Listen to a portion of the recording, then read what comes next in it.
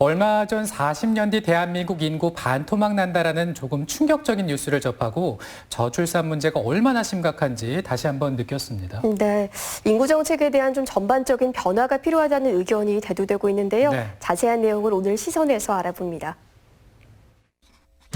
우리나라의 시군구 중 소멸 위험 지역에 해당하는 곳은 6월 기준 43%입니다.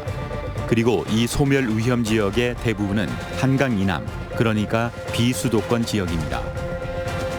2019년 12월이죠. 공측은 12월 달에 역사적인 사건이 생겼습니다. 뭐냐면 수도권의 인구가 비수도권의 인구를 추월했습니다. 정부의 오랜 노력에도 불구하고 젊은 층이 수도권으로 향하는 인구 회귀 현상이 심화되고 있는 상황. 한 번 추월하면 이거는 회귀되지 않습니다. 계속 벌어질 거고요. 대한민국의 지역별 인구 밀도를 기울어진 운동장이라고 표현합니다. 서울 등 수도권은 12%의 땅덩어리지만 전체 인구의 51%를 가졌고 나머지 88%를 차지하는 지역엔 사람이 없을 뿐더러 농촌은 더욱 심각해 빈집이 차고 넘치기 때문입니다. 인구가 곧 경쟁력인 시대, 충북을 넘어 대한민국 전체에 찾아온 위기, 인구 소멸은 우리 미래에 어떤 변화를 가져오게 될까요? 한 나라의 인구가 증가하기 위해서는 여러 가지 요소가 톱니바퀴처럼 잘 맞물려야 합니다. 출산율도 어느 정도 유지돼야 하고 넉넉한 일자리로 인한 청년 인구 유입도 필요합니다. 40, 50대 경제력을 갖춘 인구도 탄탄히 버텨줘야 하고 평균 수명도 한몫합니다. 그런데 우리나라의 경우 이 모든 것이 어긋나 인구 절벽을 넘어 인구 소멸을 걱정해야 할 지경에 놓였습니다. 유럽처럼 외국에서 이렇게 많이 유입을 했던 이런 나라들과 달리 우리나라는 사실 외국에서 유입하는 것이 쉬운 환경은 아닙니다. 그러면서 봤을 때 이 자연 증가 요인이 줄어든다는 건 그만큼 소멸 위험이 높아지는 거고 거기에 비해서 이 고령자 비율이 계속 높아진다는 것이 큰 위험 요인입니다. 그중 가장 심각한 것은 앞서 잠시 언급했던 인구 회귀 현상입니다. 인구 걱정은 없을 것이라고 여기기 쉬운 부산, 대구 등의 비수도권 광역시 역시 소멸주의 단계에 들어섰습니다. 비수도권의 그 청년층들이 계속 수도권으로 이렇게 이동한다는 것입니다. 다시 말하면 청년층은 인구가 줄고 그리고 고령화율은 높아지는 이런 이 소멸의 굉장히 위험에 노출되는 게 비수도권 특징인데 소는 길러 산으로 보내고 사람은 길러 도회지로 보내라. 많은 사람들 속에 어울려 지내야 보고 듣는 것이 많고 좋은 경험도 쌓을 수 있다는 뜻의 속담인데 여기에 청년들이 수도권으로 향하는 이유가 담겨 있습니다. 이유는 간단합니다. 청년들은 일단 첫 번째로 일자리가 없습니다. 그러니까 일할 기회가 있어야지 청년들이 소망이 생길 텐데. 그런데 또 하나는 청년들이 미래의 성공 기회를 가지기 위해서는 교육이 기반이 충분해야 됩니다. 그렇지만 농촌에 교육 기반이 거의 없습니다. 그 다음에 청년들이 먹고 살기만 해서 될 문제는 아니고요. 문화예술이나 이런 걸 누릴 수 있을 만한 기반이 되는데 그것도 없죠. 또 한편은 이 아프면 이 뭔가 병원에 가야 되고 그런데 이런 것이 충분치 못하죠. 그러니까 지금 현재 농촌은 청년들이 살기에 아주 부적합한 환경을 가지고 있습니다. 다행히 충북의 상황은 조금 나은 편입니다. 반도체, 바이오, 태양광, 수소 등 첨단 미래 산업 육성으로 전통적인 농업도의 이미지를 벗고 경제 성장세에 있기 때문입니다. 이런 상황이 지속된다면 자연스럽게 합계 출산율이 높아지면서 인구의 자연 증가가 가능할 것으로 내다보고 있습니다. 최근에 이제 충북의 경제가 다른 지역 빨리 성장하고 있기 때문에 일자리 창출이나 이런 것이 좀 가속화되고 또 방산 가속기라든지 이런 과학시설이 유치되고 해서 젊은 층들이 선호한 일자리가 많이 생기면은 요거는 하나의 변수가 될 겁니다.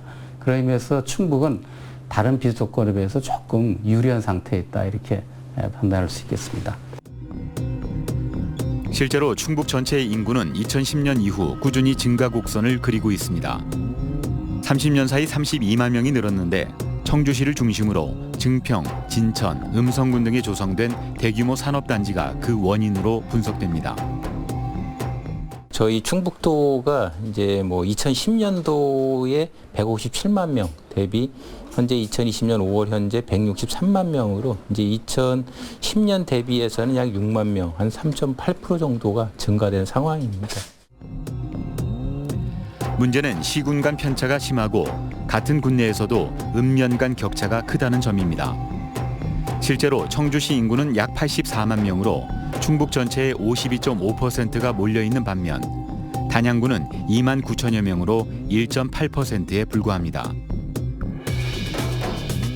1970년도에 읍면의 인구 비중이 한 57% 정도였다고 합니다. 근데 2040년에 되면 한 8% 정도로 줄을 거다. 다시 말하면 인구가 전부 다 도시를 집중해서 공간상으로 이 행정구역이 다 사라질 가능성이 굉장히 크다. 읍면동의 40%가 이미 소멸될 거다. 이렇게 예상을 합니다. 인구 감소 문제를 판단하는 중요한 지수 중 하나인 인구 소멸 위험 지수. 20에서 39세 가임기 여성 인구를 65세 이상 노인 인구로 나눈 값입니다. 보통 0.5 미만이면 소멸 위험 지역으로 분류되는데 충북의 2019년 지수는 0.68로 소멸 위험 주의 단계에 속합니다. 또한 11개 시군 중 무려 7곳은 소멸 위험에 진입한 것으로 조사됐습니다. 전문가들은 충북의 인구가 2045년까지는 160만 명 수준을 유지하고 그 이후에는 감소하기 시작하면서 내리막길의 가속도가 붙을 것으로 전망하고 있습니다. 충청부도는 이를 막기 위해 인구 정책 체계를 대대적으로 개편했습니다. 특히 그 20, 30대의 인구 유출 억제 또는 이제 충북의 그 경제 사회 구조가 급격히 변화를 하기 때문에 그 선제적 대응을 통한 어떤 그 저출산을 극복하기 위한 신규 사업 이런 쪽으로 다 저희들이 발굴을 지금 하고 있습니다. 그래서 우리나라가 인구 소멸 위기에 놓인 것은 인구 정책 실패에 있다는 의견이 많습니다. 덮어놓고 나타보면 거짓골을 못 면한다. 1960년대 우리나라의 출산율은 약 6명으로 꽤 높은 편이었습니다. 이것이 문제가 돼 1980년대까지만 해도 인구 억제 정책을 펼칩니다. 하지만 90년대 가구당 출산율이 1.5명으로 급격히 감소한 데다 남녀 성비의 심각한 불균형까지 나오면서 변화를 맞이합니다.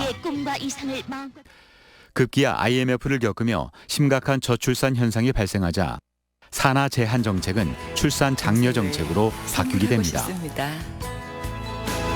아이는 당신과 대한민국의 미래입니다.